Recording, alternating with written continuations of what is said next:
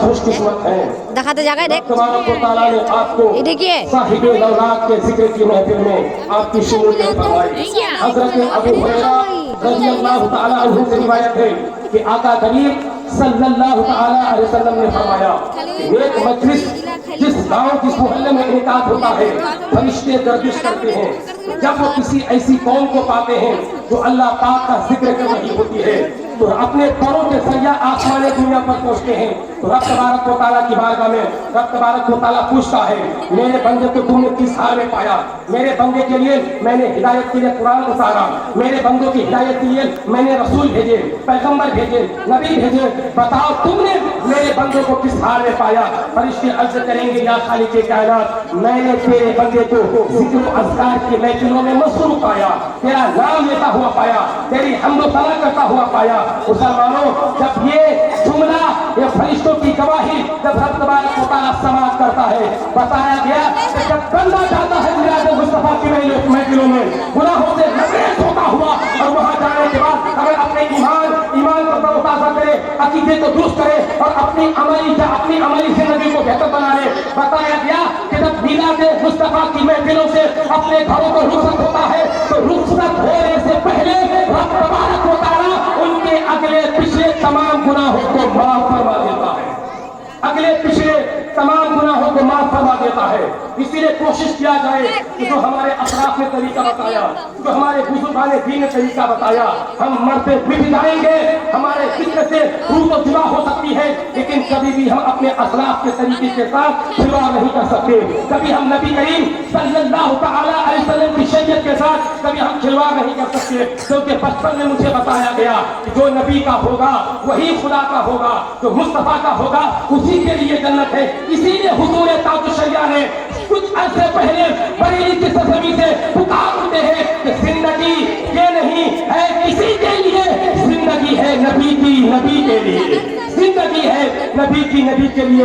مسلمانوں کامیاب ہونا ہے, اگر تمہیں فلاح و بہبودی کی سمجھ سے اپنے آپ کو روشن کرنا ہے, اگر تمہیں کامیابی کی دہلیز پر پہنچنا ہے تو آخری التجا یہی ہے کہ ہم نے اپنی سابقہ زندگی میں بے شمار گناہ ہم سے سرزد ہو چکے, ہم نے دن رات رب تبارک و تعالیٰ کو ناراض کرنے کی کوشش کیا, ہم نے شریعت کی مخالفت کی, ہم نے مذہب اسلام کے قانون کو پامال کرنے کی کوشش کیا. اس لیے علماء نے فرمایا جب انسان اسلام سے بغاوت کرے گا, جب انسان اسلام سے دشمنی کرے گا, جب انسان اسلام کے قانون کو نظر انداز کرنے کی کوشش کرے گا, بتایا گیا کہ تب اسے خون کے آنسو ہونا پڑے گا, تب اسے زمانے کے نظر میں ذلیل ہونا پڑے گا, رسوا ہونا پڑے گا. اور آج 5 وقت کی نماز پڑھنے لینے کے بعد آج ہم اپنے دل میں یہ جذبہ پیدا کرتے ہیں میں خدا کا محبوب ہو گیا, میں خدا کا بندہ, میں خدا کا محبوب بندہ, ایک بندہ ہو گیا. لیکن حضور نے کیا فرمایا, نماز پڑھنے سے کامیابی نہیں ملنے والی,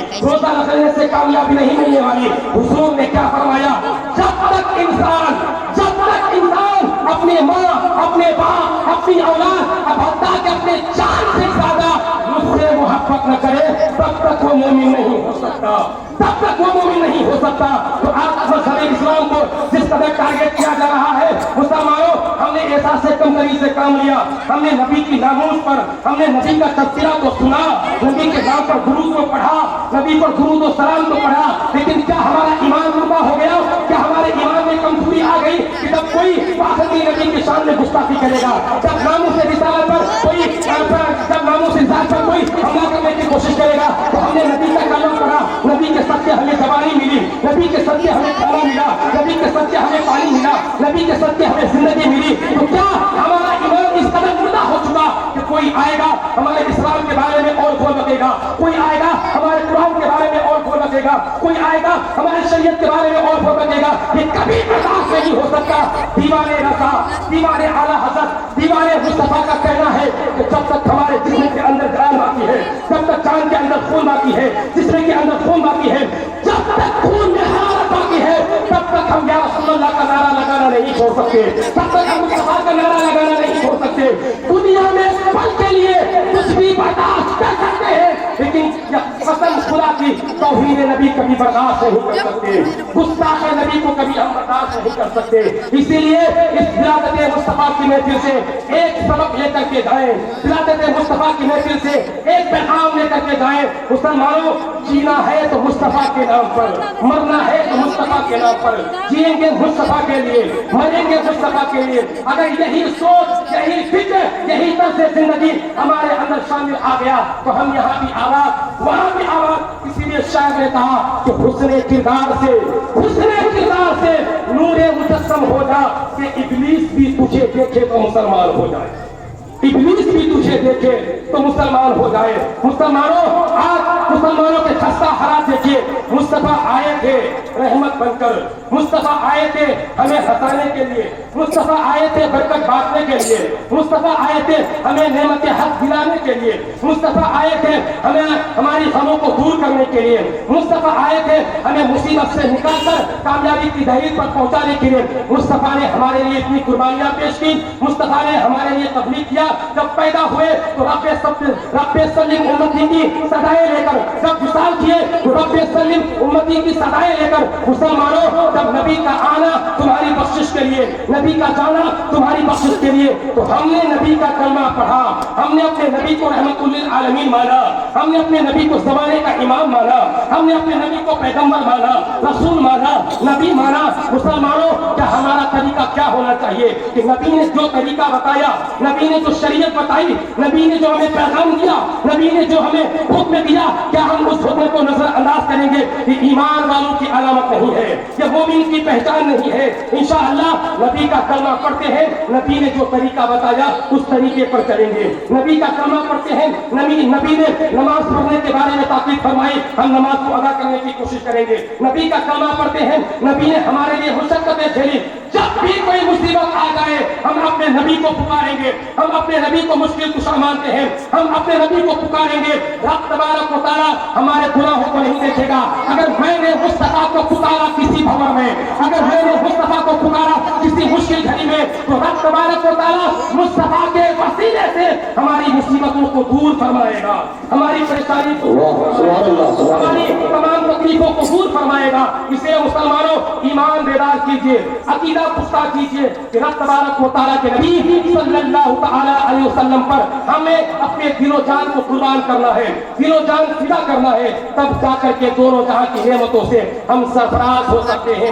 ورنہ مرنے کے بعد اللہ کی بارگاہ میں ہمیں پیش کیا جائے گا، اللہ کی بارگاہ میں پیش کیا جائے گا۔ مسلمانوں، دن رات ہماری زندگی گزرتی ہے عریانیت میں، دن رات ہماری زندگی گزرتی ہے بے حیا کاموں میں، دن رات ہماری زندگی گزرتی ہے شریعت کے قانون کی مخالفت کرنے میں، دن رات ہماری زندگی گزرتی ہے بدفعلی افعال بد میں۔ کیا پتا جب مرے اللہ کی بارگاہ میں جائے، اللہ ہم سے پوچھے کہ ہم نے تجھے زندگی دیا، تو نے اپنی زندگی کو کہاں بسر کیا؟ نماز پڑھنے کے بارے میں بتایا گیا، تم نے نماز پڑھا کے نہیں۔ روزے کے بارے میں بتا گیا، تم نے روزہ رکھا نہیں۔ نبی صلی اللہ تعالیٰ علیہ وسلم سے محبت کرنے کے بارے میں تاکید فرمایا گیا، تم نے مصطفیٰ کریم صلی اللہ تعالیٰ علیہ وسلم سے محبت کیا یا نہیں؟ مسلمانوں، ہماری زندگی جس قدر اپنے اعمال کے بنیاد پر اللہ کی بارگاہ میں ہم پیش کیے جائیں گے، کیا جواب ہوگا ہمارا؟ کیا جواب ہوگا ہمارا؟ کیا توبہ لے کر کے جائیں گے کہ خالق کائنات میں مصطفیٰ کا کلمہ کو پڑھا، یا خالق کائنات میں مصطفیٰ کا نام تو لیتا تھا، یا خالق کائنات میں مصطفیٰ کو رحمت للعالمین تو مانتا تھا، لیکن یا خالق کائنات میں مصطفیٰ کے بتائے ہوئے طریقے پر نہ چل سکا، مصطفیٰ کی شریعت پر نہ چل سکا؟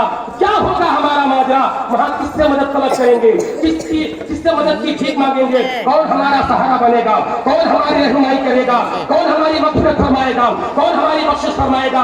کوئی بخشش کرنے والا نہیں، کوئی مغفرت کرنے والا نہیں۔ وہاں صرف ایک ساتھ ہے جسے محمد رسول اللہ صلی اللہ تعالی علیہ وسلم کہا جاتا ہے۔ ان کی بارگاہ میں جانے کے بعد ہمیں یہ امید ملتی ہے کہ خدا کی بارگاہ سے جو مایوس ہو جائے، اگر مصطفیٰ کی بارگاہ میں جائے، مصطفیٰ نے سفارش کر لی، مصطفیٰ نے शफाअत कर ली तो खुदा हमें दोनों जहां में बेमिसाल रखेगा, खुदा जन्नत के परवाने से हमें सरफराज फरमा देगा। इसीलिए मिलाद मुस्तफा सल्लल्लाहु तआला अलैहि वसल्लम इसलिए मनाया जाता है ताकि हम अपने ईमान को तरोताजा कर लें, आखिरत की खेती को बर्बाद होने से बचा लें। मिलाद मुस्तफा आप शौक से मनाइए, मिलाद मुस्तफा आप इश्क की भट्टी में डूब कर मनाइए, मिलाद मुस्तफा आप दिलो जान से मनाइए। यही मिलाद मुस्तफा है। आपके घरों में अगर बेबरकती है, आपके घरों में अगर कोई गलत माहौल है, आपके घरों में अगर कोई रंजिश है, कोई परेशानी है, तो मिलाद मुस्तफा की बरकतें इस चीज पे हमें फायद करती है कि हमारे घरों से परेशानी दूर हो जाएगी, हमारे घरों से रुसवाई खत्म हो जाएगी, हमारे घरों के माहौल इस्लामी माहौल में तब्दील हो जाएगा, हमारे घरों में जो कुरियानियत है, जो बेहयाई है, उन तमाम चीजों से हम अपने आप को बचा लेंगे। खुदा अल्लाह की बारगाह में दुआ करें, मुसलमानों अपने ईमान को तरोताजा करें, अकीदे को दुरुस्त करने के बाद खुदा की बारगाह में दुआ करें, या खालिक कायनात हमें ईमानी जिंदगी अता फरमा, ईमान ही पर मौत नसीब अता फरमा। व आखिरु दावाना अनिल हम्दुलिल्लाहि रब्बिल आलमीन। अस्सलामु अलैकुम व रहमतुल्लाहि तआला व बरकातहू।